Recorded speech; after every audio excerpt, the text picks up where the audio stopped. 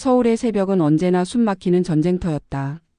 6시 아직 잠에서 깨지 않은 도시의 잿빛 하늘 아래 K씨는 무거운 발걸음으로 지하철역을 향했다. 그의 손에는 늘 들려있던 스테인리스 텀블러가 쥐어져 있었지만 그 안에 커피는 이미 식어 혀끝에 쓴맛만 남겼다. 40대 중반 중견기업에서 15년째 과장으로 일하는 K씨 김민수라는 이름은 회사 명찰 속에서만 존재하는 듯했다. 겉으로는 세련된 정장과 단정한 머리, 늘 미소를 띠는 얼굴로 평범한 직장인의 전형이었다. 하지만 그의 눈빛은 어딘가 텅 비어 있었다. 마음 깊은 곳, 누구도 들여다보지 않는 그곳에 쌓인 피로는 마치 바닷속 깊은 심연처럼 무겁고 짙었다. 가끔은요, 정말 교통사고라도 크게 나서 병원에 누워만 있고 싶어요. 그는 어느 날 퇴근 후 동료들과의 술자리에서 조용히 내뱉었다. 동료들은 K 과장 농담도 참 이라며 웃었지만 민수의 눈은 웃고 있지 않았다. 그 말은 농담이 아니었다. 그의 마음은 오래전부터 균열이 가기 시작했다. 퇴근 후에도 머릿속은 회사로 가득했다. 새벽 3시 침대에 누워 스마트폰 화면을 멍하니 바라보다가 자신도 모르게 눈물이 뺨을 타고 흘렀다. 왜 우는지도 알 수 없었다. 푸른 화면의 빛은 그의 눈을 따갑게 했고 그 빛 속에서 그는 점점 더 깊은 어둠으로 빠져들었다. 그의 스마트폰 메모장은 그런 그의 마음을 담은 흔적이었다. 요즘은 출근길에 바람만 불어도 울컥해요. 그는 어느 새벽 잠을 이루지 못한 채 적었다.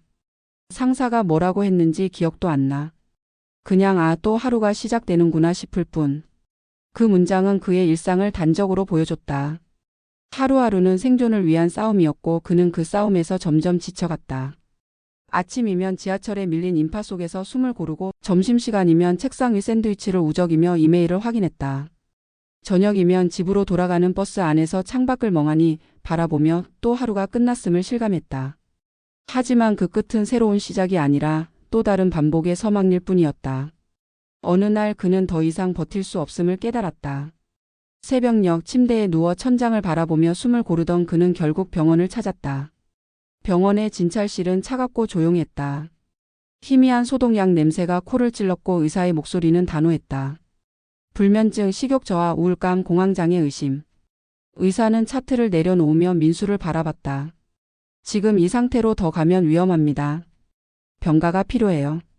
민수는 고개를 끄덕였지만 마음은 무거워. 병가 신청서를 쓰려던 그의 손은 회사에서 들은 말이 떠오르며 멈췄다.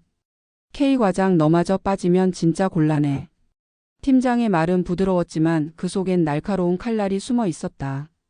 그는 병가 신청서를 접고 다시 책상으로 돌아갔다. 매일 아침 같은 자리, 같은 모니터, 같은 한숨. 그의 책상 위에는 끝없이 쌓이는 서류와 함께 그의 희망도 점점 묻혀갔다. 그러던 어느 날 그의 삶에 균열이 생겼다. 이직을 준비하던 후배, 늘 밝게 웃던 정우진이 자살했다는 소식이 전해졌다. 정우진은 며칠 전 카카오톡으로 형, 저 요즘 너무 버거워요라고 보냈던 그였다. 민수는 그 메시지를 몇 시간 동안 멍하니 바라봤다. 정우진의 웃는 얼굴, 회사 휴게실에서 커피를 마시며 농담을 주고받던 순간들이 머릿속을 스쳐갔다. 그의 손은 떨렸고 가슴은 죄책감과 슬픔으로 터질 듯했다. 내가 조금 더 귀 기울였다면. 그는 정우진의 장례식장에서 그의 부모님을 마주했다. 그들의 붉어진 눈과 떨리는 손은 민수의 가슴을 더욱 무겁게 했다. 그날 밤 그는 처음으로 사직서를 썼다.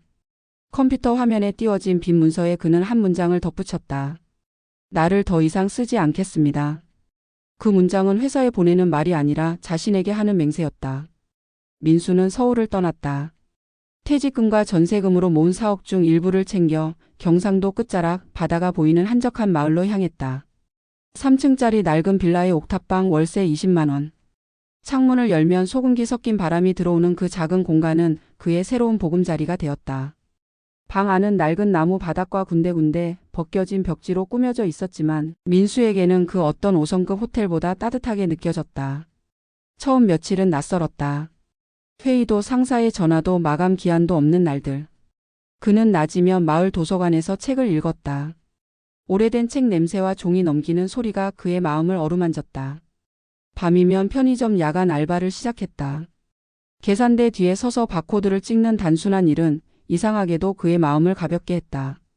바코드 스캐너의 삑 소리는 마치 그의 마음에 쌓인 무거운 짐을 하나씩 내려놓는 소리 같았다.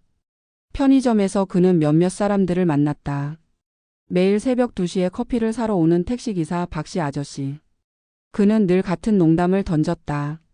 K씨 오늘도 서울 빠져나온 거 후회 안 해? 민수는 미소로 답했다. 아직은요.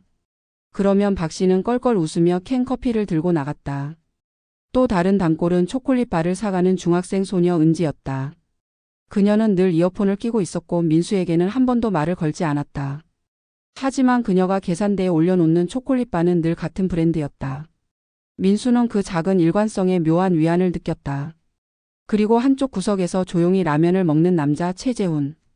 그는 과거 대기업 임원이었다고 했다. 폐업 후 이 마을로 내려와 새 삶을 시작했다는 그는 민수와 말을 많이 나누지 않았다. 하지만 그들은 서로의 눈빛에서 공감했다. 우리 모두 쉬고 싶었구나. 그 눈빛은 말보다 더 많은 이야기를 전했다. 시간이 흐르며 민수는 과거를 돌아보았다. 대학 시절 카페에서 아르바이트하며 설계 공부를 하던 젊은 날의 자신. 그때의 그는 꿈으로 가득했다. 건물을 설계하고 세상에 자신의 흔적을 남기고 싶었다. 입사 첫날 어머니가 몰래 가방에 넣어준 손편지. 우리 아들 얼마나 힘들었니? 오늘은 내가 주인공이야. 그 편지를 다시 꺼내 읽던 밤 그는 조용히 울었다. 눈물은 슬픔이 아니라 오랜만에 느껴지는 따뜻함이었다. 그는 깨달았다. 그동안 자신을 너무 방치했음을. 너무 오래 자신을 잊고 살았음을. 그는 어머니와의 전화통화에서 그 편지를 꺼냈다고 말했다. 어머니는 수화기 너머로 잠시 침묵하더니 민수야 이제 좀 쉬어. 라고 말했다. 그 말은 그의 가슴을 따뜻하게 채웠다. 민수는 조금씩 자신을 되찾아갔다. 마을 공원을 산책하며 벤치에 앉아 노을을 바라보며 그는 스스로에게 말했다. 이 정도면 괜찮아. 심리상담센터를 찾았다. 처음엔 어색했지만 상담사의 부드러운 목소리는 그의 마음을 조금씩 열어갔다. 요가를 배우며 몸과 마음의 리듬을 되찾았다. 마을의 작은 요가 교실에서 그는 어설픈 자세로 웃음을 터뜨렸다. 주방에서 파스타를 만들다 소스가 튀어 셔츠를 망쳐도 그는 웃었다. 그 웃음은 오랜만에 진심이었다. 그는 시장에서 신선한 토마토와 바지를 사와 요리를 시도했다. 처음엔 너무 짜거나 너무 싱거웠지만 점점 나아졌다. 그는 자신의 손으로 만든 음식을 먹으며 미소 지었다. 이 정도면 나쁘지 않아. 어느 날 그는 바닷가에서 작은 스케치북을 꺼냈다. 대학 시절 설계 공부를 하며 끄적이던 스케치북과 비슷한 물건이었다. 그는 바다를 바라보며 건물을 그렸다. 이번엔 회사 프로젝트가 아니라 자신이 살고 싶은 집이었다. 나무로 만든 테라스, 바다를 향한 큰 창문, 그리고 작은 정원. 그 집은 그의 꿈이었다. 그는 그 스케치를 편의점에서 만난 최재훈에게 보여줬다.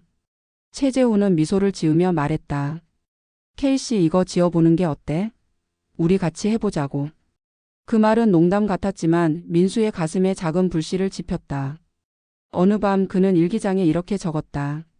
나는 이를 위해 태어난 사람이 아니다. 나는 살아가기 위해, 나로 존재하기 위해 여기에 있는 사람이다. 그 문장은 그의 새로운 시작이었다. 바다 바람이 창문을 스치는 밤 그는 맥주캔을 들고 옥탑방 창가에 섰다. 별빛이 반짝이는 하늘을 올려다보며 그는 처음으로 자유를 느꼈다. 더 이상 버틸 필요 없는 그냥 존재해도 되는 자유. 그는 바람 속에서 속삭였다. 이제야 내 인생이 시작되는 걸까? 민수의 이야기는 끝이 아니라 시작이었다. 바다 마을의 작은 옥탑방에서 그는 비로소 자신의 주인공이 되어가고 있었다. 그는 매일 아침 바다를 바라보며 커피를 마셨다. 그 커피는 이제 쓰지 않았다. 그의 미소도 점점 더 따뜻해졌다. 마을에서 만난 사람들, 박씨 아저씨, 은지, 최재훈은 그의 새로운 가족이 되어갔다. 그들은 함께 바다를 바라보며 각자의 상처를 보듬었다. 그리고 민수는 깨달았다. 삶은 완벽하지 않아도 충분히 아름다울 수 있음을.